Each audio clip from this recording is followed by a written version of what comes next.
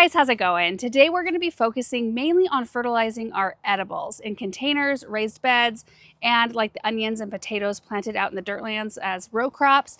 We're starting here in the high tunnel next to our grape trees. We're also going to be doing a little bit of maintenance on these. I'm going to pull them out. We're going to set them in front of the greenhouse. I need to trim them up, probably restake them. We've also got some miniature fruit trees in here that I would like to fertilize. I'll probably just leave those in here for now, and then we'll head out. We might do a little bit of planting. I've got a few annuals that I want to pop into a bed near our raised bed garden, but it's supposed to get 100 degrees today and tomorrow, so probably not any huge planting projects. But this is what we're looking at. These grape trees are phenomenal. Look at all of the grapes.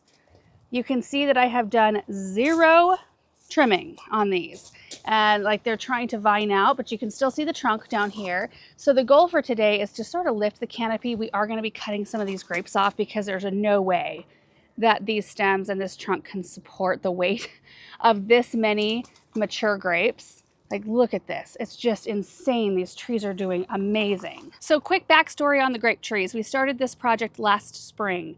I bought these grapevines as just, I think they were 2-year plants, and they were sticks when we put them in these pots. And I put a stake there. There were no leaves. It was kind of a faith in planting project, as a lot of our planting projects are. But they took off, started growing, and then we just gradually trained the main stem up the stake, and then I let it start to form a tree at the top. And it probably required, I want to say like 4 or 5 times I came in and made some heading cuts, which is basically just trimming down long vines. So you can see this stem is going out. I don't want it to be this big. So you follow it down to where you want it to be. You make the cut right above a leaf that you want to keep. That is a heading cut. So did that about 5 times just to kind of maintain the shape that I wanted. Of course, last year they did not set any fruit. It was more of a training year. This year, it's insane. I can't even believe what they're doing in these containers. So I'm very excited about that. And then we have our fruit trees here. We've got a miniature peach, a miniature nectarine. We can come in and see some fruit in here. Ooh, maybe if the leaves don't cover it all. See those right in there? I have thinned a few of them out, and they have dropped a few too. Like if you look down in here, they kind of dropped some early on. And then our nectarine, you can see some fruit in here as well. They're looking great. I don't need to do really any maintenance on these. I just want to toss some more fertilizer in their pots. I'm gonna grab my gloves so we can get that job done really quick. Now, normally I would use like a tree tone on the fruit trees, but I'm out of that. So I'm just gonna toss some holly-tone in there. Same for the grapes. So this right here, honestly, I just use whichever tone I happen to have in the back of the gator for whatever I need to fertilize, whether that be biotone, plant tone, garden tone. I'm going to be using garden tone in our raised beds today. And then I'll probably switch back to holly tone. I want to go out to the berries and grapes and show you how those are looking. Oh my gosh. And we're going to apply some fertilizer on those as well. So to do that, I just take some fertilizer, sprinkle it around the exterior of the container. You can do this, but like ours are pretty root bound at this point, so there's not a whole lot of working that in. I could probably add a little layer of land and sea at some point, but the water will push the fertilizer down in there. This one, there we go. And our grape trees, which we did fertilize this spring. Maybe that's why they're doing so great. There we go. Go ahead and weed it while we're at it. Through the canopy here.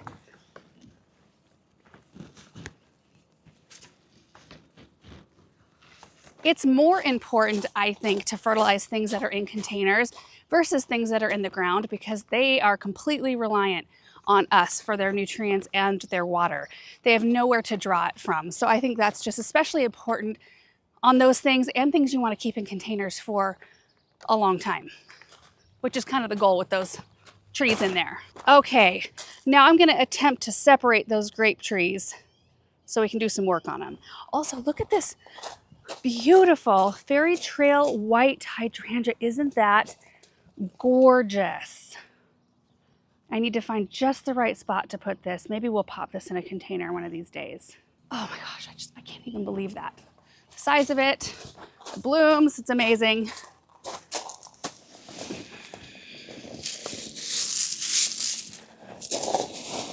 Oh, I thought they were going to be more intertwined, but they're not. Oh my goodness. Okay. I need to go get a stronger stake for this one for sure. It's already got a stake. I'm just trying to push it further into the pot. I think we're gonna need some support this way. Yeah, look at that. When you can see them kind of separated, how they look. I think I'd like to do a little pruning on this before we attempt to restake it. So I just want to reduce the canopy size a bit, shape it up so it's a little bit more of a sphere, and eliminate some of the fruit, which is kind of hard to do, to be quite honest, but I don't want to stress the plant. So anything that's hanging down like this automatically can come out. Any of these long branches, I'll probably just leave a little bit of grapes. So I took that little cluster off. I kind of like to take this process a little bit slower because you can always take off more, but you can't put it back. Not that grapes don't rebound really fast, so there's always that. I wonder if I can just reposition this stake. More of an angle. Okay. Yeah, so what if I did that?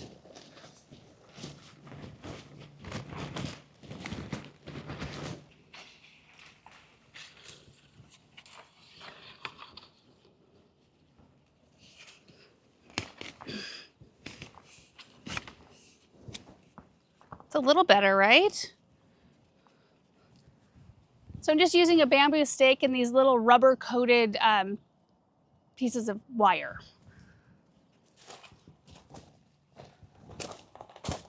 Oh, that looks so much better. Yes.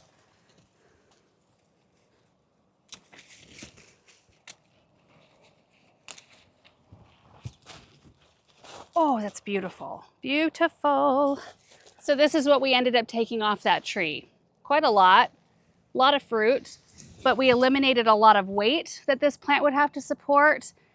Honestly, I feel like we should thin it out a little bit more, but we're just gonna leave it for today. And here's kind of a look around it. It's kind of hard to tell when there's a whole bunch of other plants around it, but look at that. Isn't that just the most gorgeous thing? And I was able to just use the stake that it currently has. What I did, so it was right here, and the tree was, weighing down on the left side. So I tried putting the stake in this side and doing it at a kind of a diagonal to kind of counter, I don't know. Anyway, ended up putting it on this side. It went in really easily. And then this is the rubber coated twist tie stuff that I like to use. And it's at 3 different points along the way, and then up here at the top. So this is kind of the goal right here. I don't really need it to get much bigger than this, especially for that size of pot. I think that the scale is just perfect. Now, I do think that maybe once the trunk has thickened up a little bit, we could let it get a little bit bigger and maybe up pot it to a larger size container. I'm thinking when the trunk is like, I don't know what caliper it is right now, like 1/2 inch maybe. So maybe once it's like 1.5 inch, 2-inch caliper, which I think it'll get there quite quickly. Grapes grow so fast. That might be the time when we up pot it. Okay, now we need to tackle this one.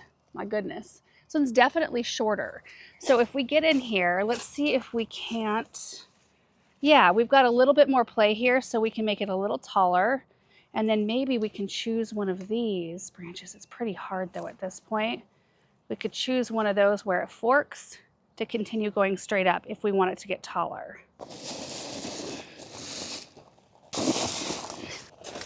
Is this a taller stake? I don't think so. We can cut this one to size. If they don't have a stake, they will fall over for sure. Not until that they've matured a bit.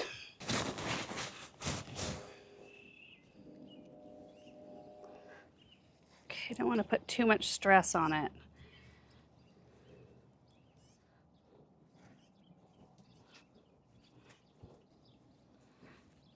You get in here and look, this is about where it was staked to before. So I put an additional tie right above it and then one more. I chose the branch. This one seemed to work the best.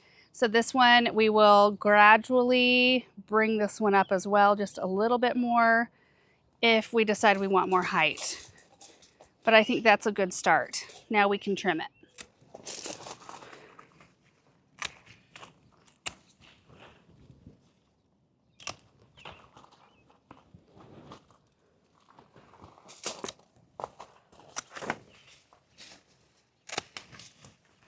And I don't want all this extra steak, just a little bit. There, that's better. And there's the second one. Looks great.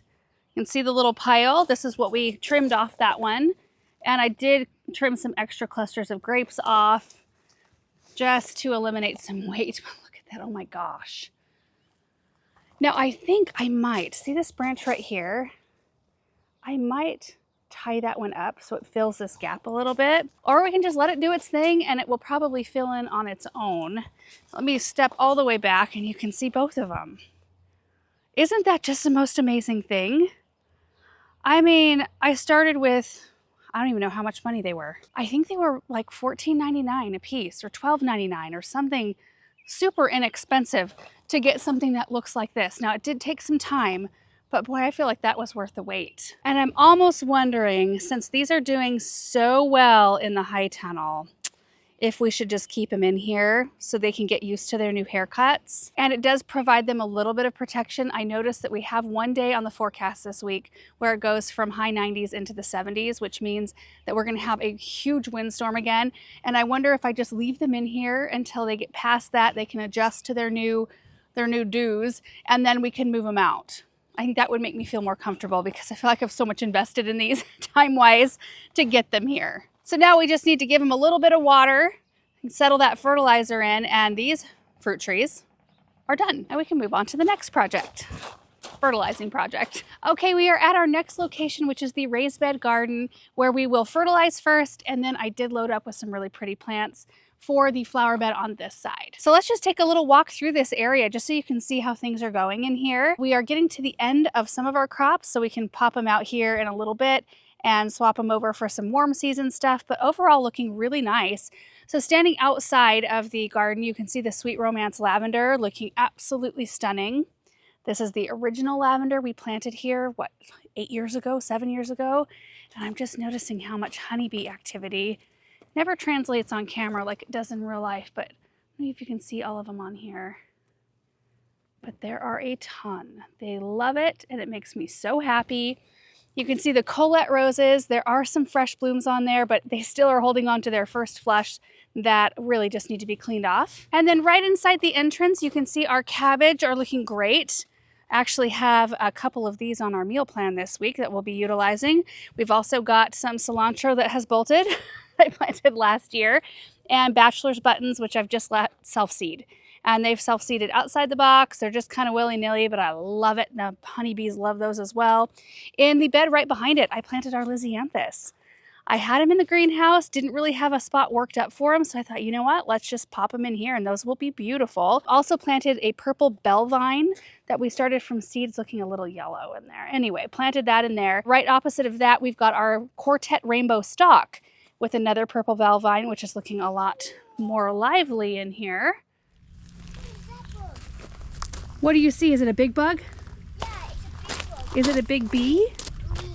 It's green? Let's see what it is. Can you point it out to me, babe? It's on the fence. Oh, those are little baby grasshoppers. Yep. Also, Yep, I see them. can I have one? Yeah, if you can catch it, you go for it. All right, so and then in this bed we have broccoli, which I have harvested 3 plants worth. There was one here, one in the center, and one over there, but look at this. They're gorgeous. We're eating this one tonight. We're grilling out some steaks. We'll have broccoli and watermelon. We've also got a beautiful carrot crop and dill that self-seeded from last year. In this bed, we have 2 tomato plants and some weeds. Oh, look how excellent. So we've got some purslane, which is actually edible, but it's gross. So it's a weed to me. Okay, we're gonna do a little side note here and give these to the chickens. Our hydrangea containers are doing excellent. Looking good. Oh, this is my favorite dahlia. This is a vivid violet. Love it. Will repeat. For sure. Hey, girls. Just grab that big handful and toss it in. Right over here. There you go. I got dirt in me. Hey, girls. No, you're not coming out here because I know exactly what you will do. Got an eyeball for that lemon coral sedum. Okay, back at it again. So we've got our super fantastic tomatoes right here. And these are the only 2 tomato plants I planted this year. I can't even believe it myself. Usually I go to town with tomatoes and it's just always way, way, way too many. And it just takes so long. I mean, I love that we can give a lot of the produce away and that's what we've done in the past, but it takes so much time and effort to get it to produce. And then it takes so much time to harvest that I just thought this year, we got to pare some things down, and that was one of them. And I don't know, I feel a lot more free this year. We've got a few pepper plants, which, look, Samantha, we got some peppers forming up. Mama. What? I see a baby grasshopper. You see a baby grasshopper? Our blueberries that we planted last year are doing great. Got lots of berries on them. Here's our sugar snap pole peas. They're still producing like crazy. So while these, I could trim those off because they're looking a little, tired at the bottom. They're still producing a ton right up here and they look so good and they're so tasty. So I'm just gonna let them go until the vines start to yellow up top. Our herb garden from seed is looking so good. So we've got the 4 dill plants in the center that we actually dug up from the front of this bed, and 3 of them are thriving. One of them is like doing it, but not quite. This will be our later crop of dill right there. It's perfect.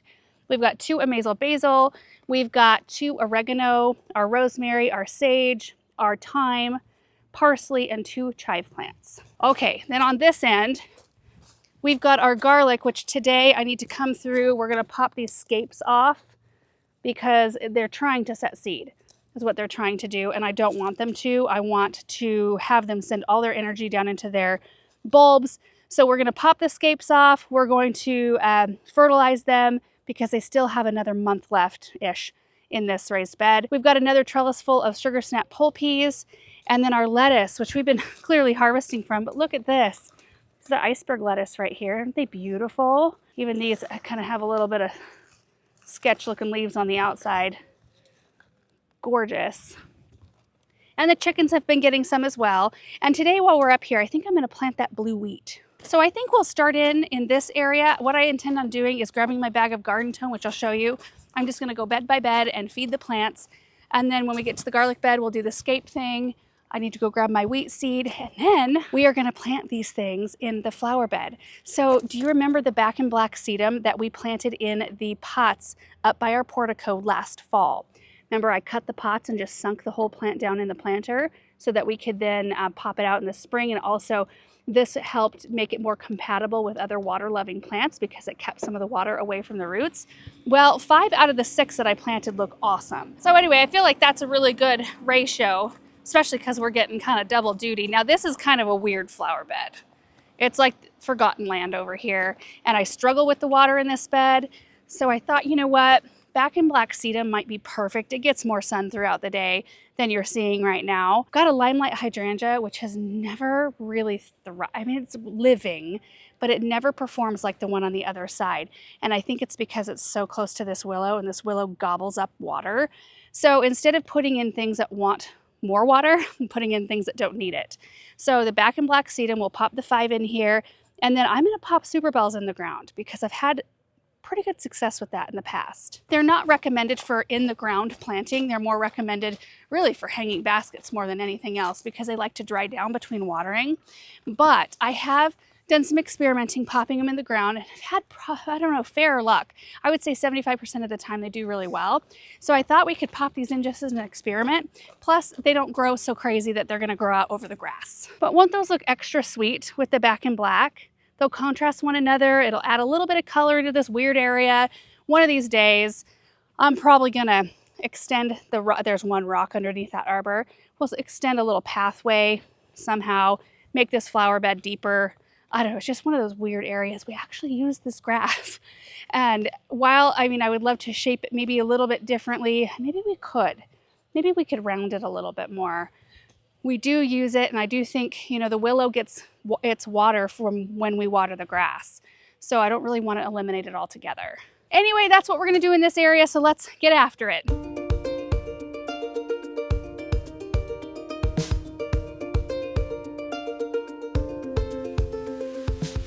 Okay, Samantha and I got the scapes taken care of, so now I need to fertilize. This is what I'm using right here.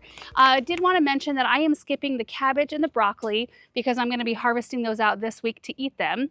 So there's no use fertilizing. And I'm going to skip the peas as well because those are going to be coming out probably within the next week or two.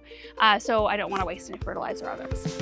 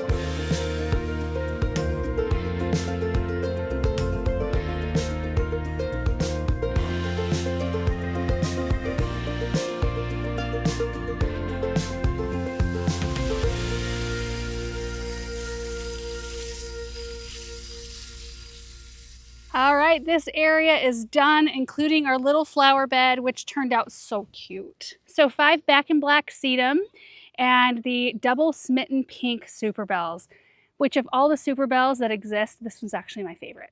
I love it. I love the colors. I love the structure of the blooms. So I'm just hopeful that they like this flower bed. And then we got everything in here taken care of.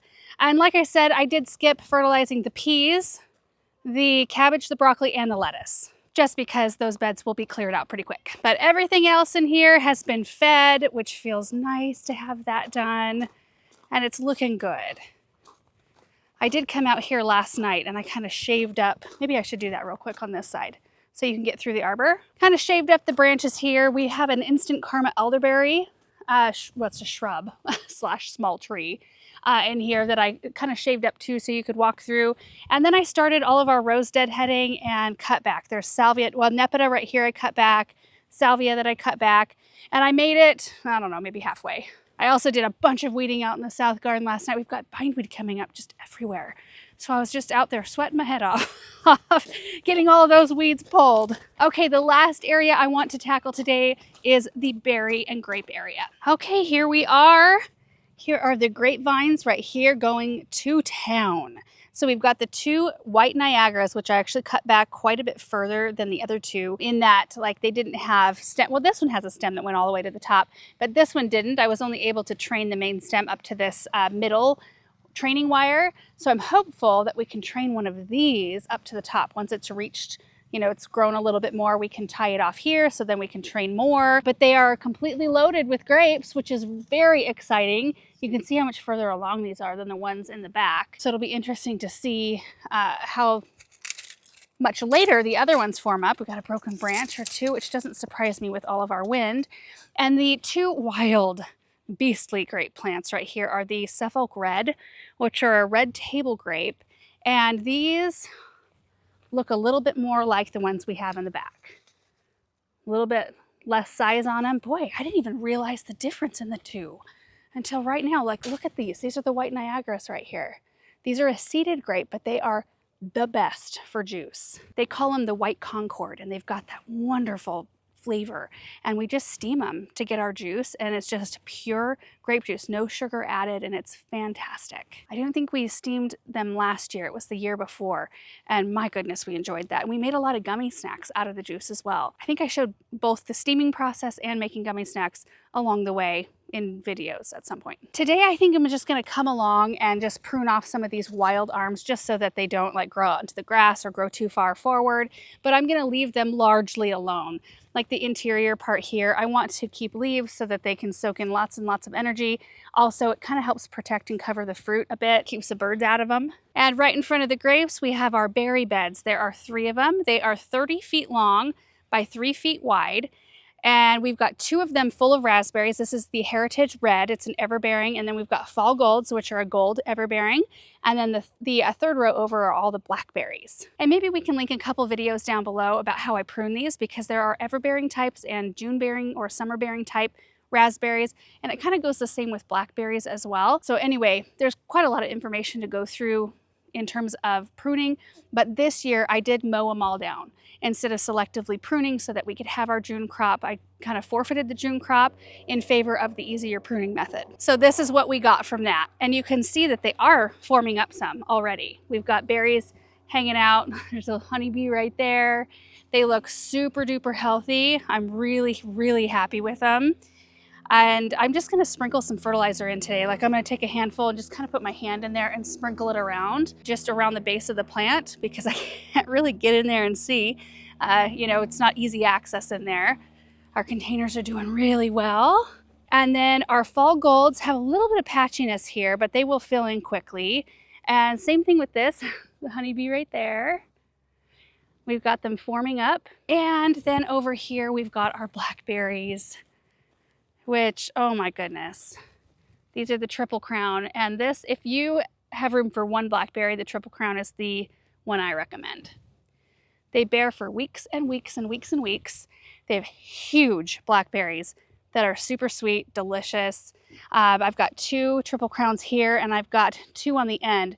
The middle ones I didn't end up replacing because I didn't find any Triple Crowns, but you can see that they are forming berries. And they are a little bit earlier. And I can't remember, maybe we can put on the screen what these 2 are and what these 2 are, because they are different. This was really my first attempt at growing blackberries, so I didn't really have any preferences as far as variety went. So I ended up planting 4 different varieties. And I had Primark 45s down on this end to start with, and those died. So I replaced them with Triple Crowns, thankfully. So now I've got 3 varieties. I think the other 2 are Black Satin and Natchez. And you know, while they do bear at slightly different times, I just thought that the berries were thinner and not quite as sweet. Like the seeds inside seem to be bigger, and I didn't find that with the Triple Crown. But these will be incredibly easy to fertilize. Just sprinkle it around the base. And again, usually I use berry tone if we have it on hand, but I don't. So Holly-tone it is. So let's get our pruning done first, and then we'll fertilize.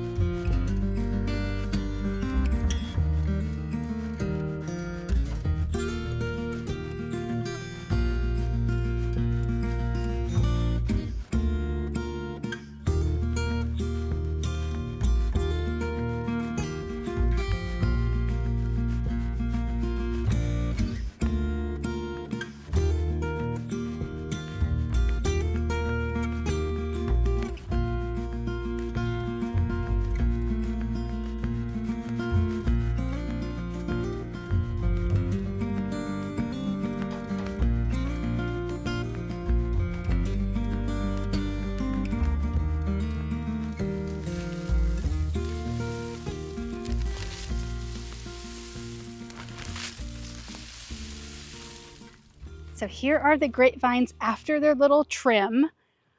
Very much so more contained. I trimmed everything up off the ground. I like to see the trunks down there. That's really nice. I tried not to expose the fruit.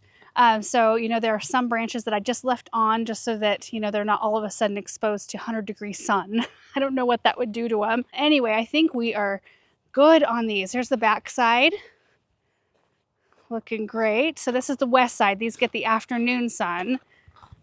These just look so picturesque. Oh, I just love it. Look at this.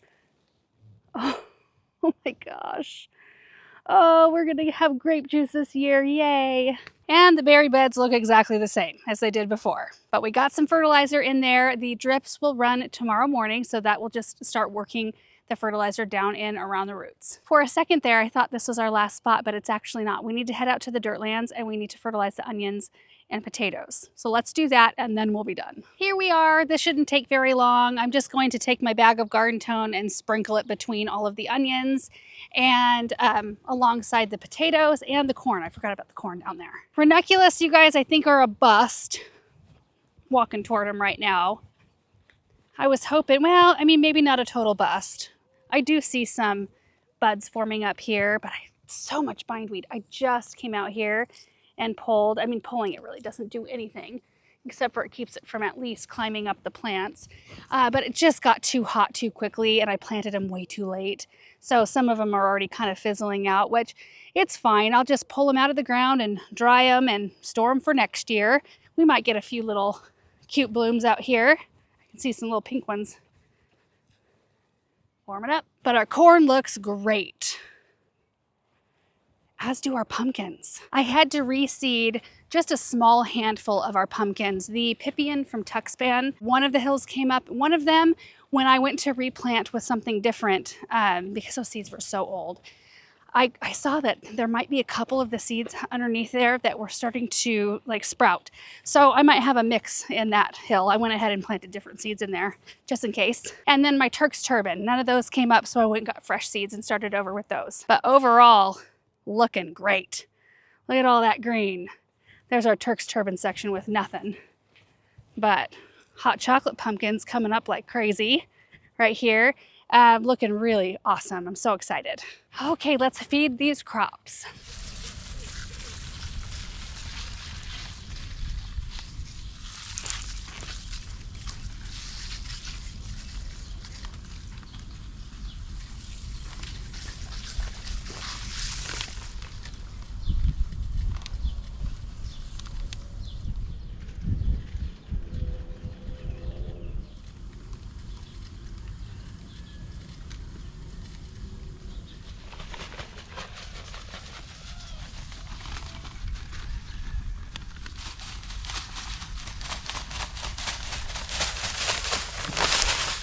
Now we are done. All of our edible crops fertilized, tended to, pruned.